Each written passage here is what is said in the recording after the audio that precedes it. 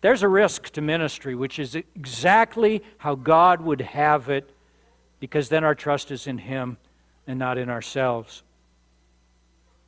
Now the two faithful servants understood this, that it was risky. But just look at them in verse 16. He who had the 5 talents went, what are the next 2 words? Went at once and traded with them. He couldn't wait. He was excited to serve his Lord. Same with the servant with the 2 talents. It's as if they were saying, wow, Jesus wants me to help Him? Jesus who died on that cross and gave me forgiveness, and He gave me His friendship, and He gave me His Father, and He gave me His home, and He gave me His eternity, and He gave me my life and my talents and my gifts, and Jesus wants to use me? Wow, I don't know how I'm going to do that. It seems pretty scary, but Lord, I'm all in. That's what it should be like for us. But the faithless servant, the foolish servant, do you see any of that spirit in him?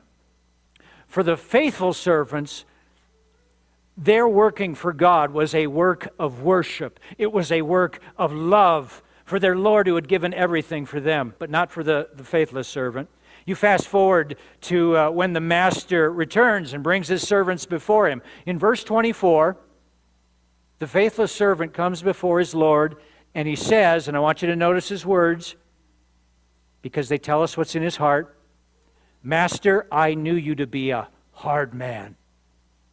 Is there any worship there? There's no worship. And then verse 25, so I was afraid, and I went and I hid your talent in the ground. Here, have what is yours. No love there, is there? And what the master says to him in reply just chills me to the bone whenever I hear it read. And I just whisper a prayer to God, Lord, no, may it never be me in that place. And Lord, may it never be any person who's hearing me now here in this room or at home. The master says to the servant, you wicked and slothful servant. Not only are you wicked, but you're lazy. And one feeds into the other. I don't know which came first. And then after he rebukes him, he strips him of the 1 talent, and he gives it to him, gives it to the one with the 5, and he says, cast that worthless servant into the outer darkness. You see, at the end of the day, this worthless servant did not know the master.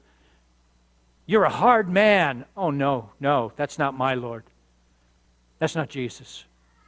My Lord is good, and my Lord is kind, and my Lord is generous, and my Lord loves me recklessly. And when He's tough on me, and He is sometimes, He takes me out to the woodshed, but it's for the best of reasons. Because my God is the best of fathers, and He disciplines me for my good. And He calls me to live a life of discipline for my good, and I love Him for it. That He treats me as His steward, as a king. And because I love Him, I want to serve Him.